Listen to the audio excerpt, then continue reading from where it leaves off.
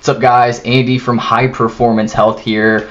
Sorry for a little bit of the hiatus. I was in a place far away called laziness, and so I haven't been making a lot of videos, but I wanted to jump right back into it with a series. And so, you know what they say, if you can't commit to one thing, commit to everything. And so I'm going to commit to making a series. This one I'm making about sleep. It's been something that I've always been interested in. I think it's a very overlooked part of our health. We all know like the big three in terms of health. We're thinking like, all right, I gotta exercise, gotta eat right, and I have to sleep well.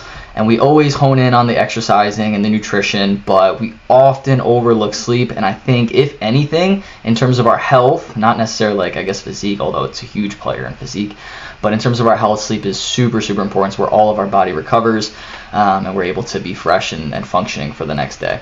And so I definitely want to focus on sleep. It's something that I have struggled with in the past. It's something I still kind of struggle with now, just because I don't think there's adequate enough products unless my sleep stack is all like correctly and all that stuff. So it's always something that we can always improve on, and I think a large part of the population does have trouble with sleep.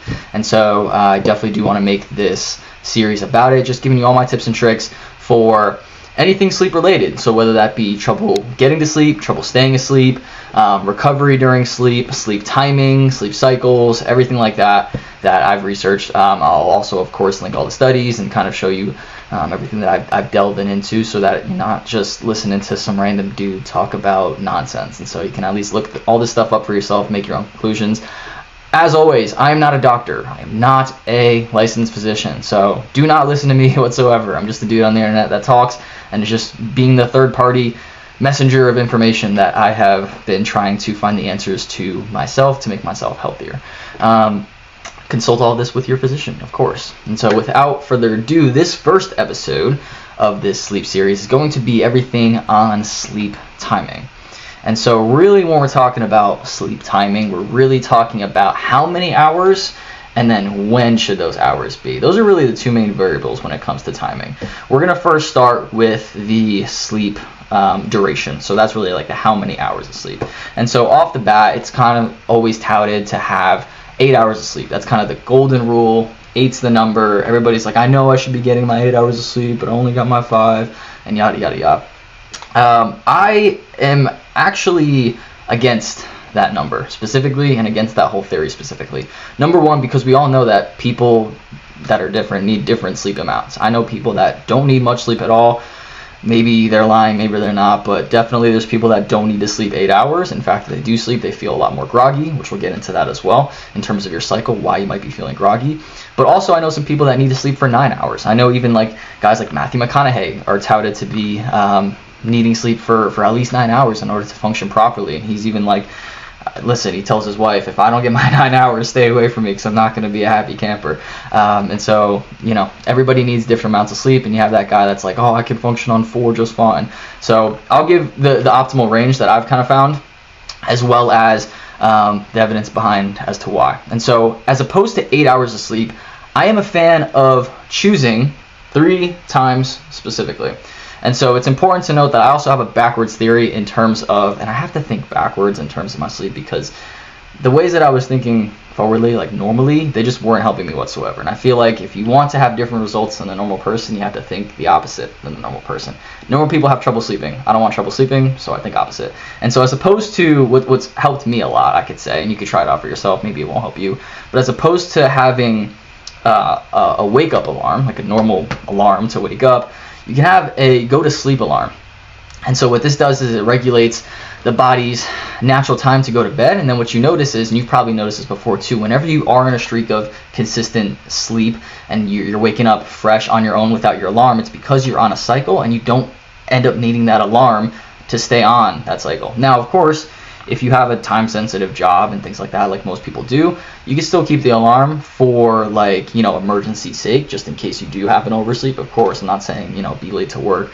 But what's helped me, at least I could say, is that I set a sleep, like go-to sleep alarm, and then I let my body naturally wake up on its own after I've put these principles into place, because now it's kind of more regular and my body can just wake up on its own. It's very, very rhythmic. And so, or rhythmic, I think that's the word, rhythmic. And so the body loves rhythm, circadian rhythm. That's literally what we're going to be talking about today.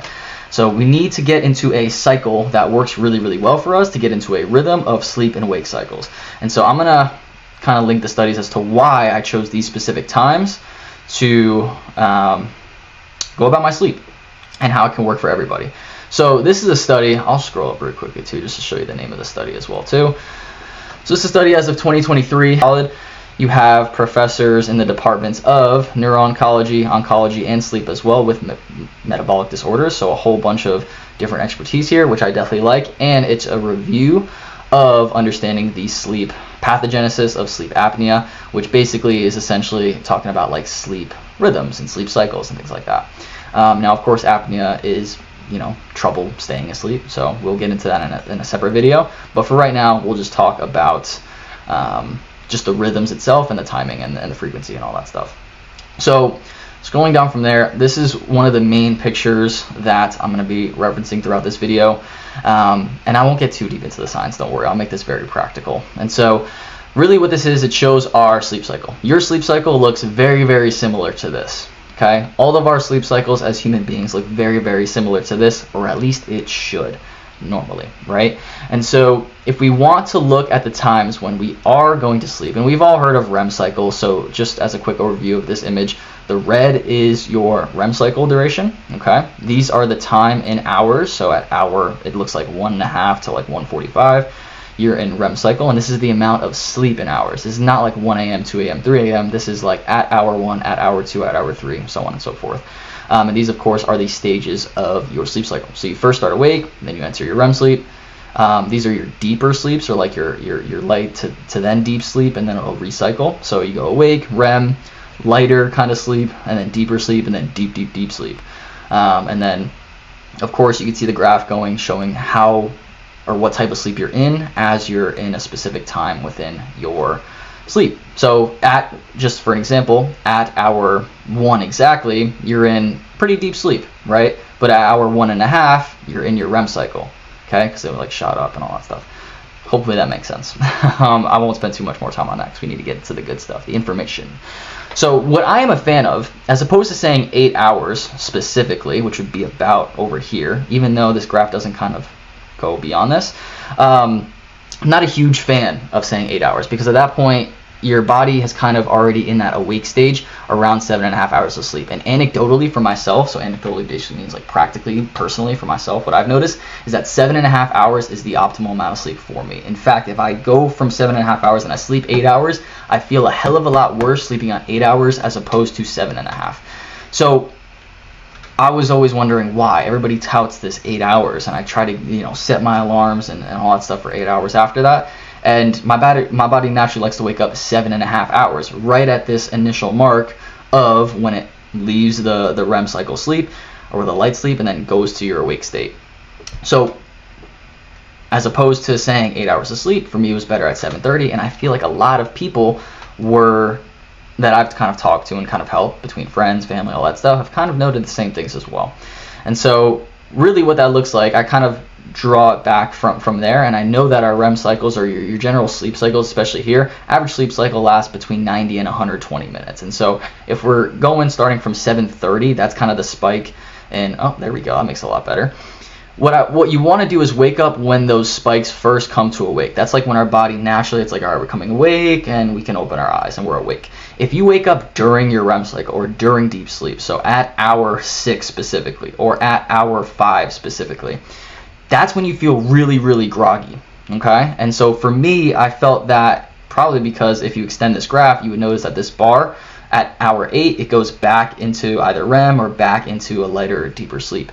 And so it wasn't beneficial for me to wake up during those times because I'm literally re-entering sleep. And so what we're really looking for is to wake up during the times when you see this graph come to the awake state. That's like your natural body. If you didn't set an alarm and you were to naturally wake up, that's what happens. And so we're trying to achieve that manually, essentially. So for me, 7.5 hours, and we know that the sleep cycle lasts between 90 and 120 minutes. And so for most circumstances, I'll take it as 90 minutes. And so basically I start at 7:30, 7 hours and 30 minutes, and then do that for plus or minus 90 minutes for the lower end of sleep, for people that don't need much sleep, and the higher end of sleep for people that do need a lot more sleep. And so just getting into the lower end, if we take 90 minutes from 7 hours and 30 minutes, that's 6 hours, okay? So really right after the 6 hours marks, probably around like 6:10 in all honesty, that's when it shoots up to these awakening periods. And it would be more beneficial for you to wake up at 6 hours of sleep as opposed to 7 hours of sleep, right? Because at that 7 hours of sleep, you're already back in your REM, you're getting back into your deep cycle, and you're gonna feel really, really groggy waking up. Whereas if you just woke up at the 6 hour mark, or 6:10, if you wanna get meticulous, you wouldn't feel as groggy because your body naturally is in that awake state. And so that's where the discrepancy comes in, where I don't like people talking about like, well, you know, I didn't get my 7 hours, or I didn't get this specific many hours. Yes, you want a specific amount of hours, but more so you want it to work with your rhythms and your sleep cycles. And so what I like to do is just determine, are you someone that needs a lot of sleep?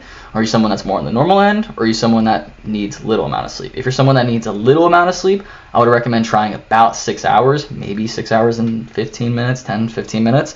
If you're someone that's more on the normal end, like me, 7 hours and 30 minutes of sleep a night, really, really good.